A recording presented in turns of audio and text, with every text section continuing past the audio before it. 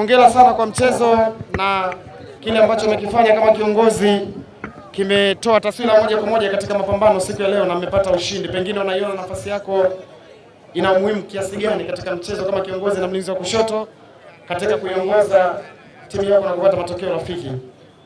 Kwanza kwa yote tunamshukuru Mwenyezi Mungu na tulivyojiandaa kwenye mechi ya leo.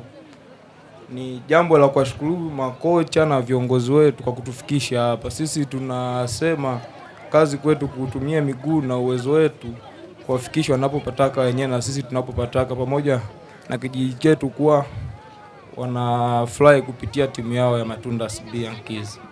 Asante sana na hongera kwa kazi kubwa. Neno moja kwa mashabiki wa Yankees. Nawapenda na nawashukuru kwa uwepo wao na kwa shamla zao walizofanya, umetupa hamasa na kufanya vizuri katika mchezo wa leo. Hongera sana, kila laheri na maandalizi ya mchezo ujao. Nashukuru pia.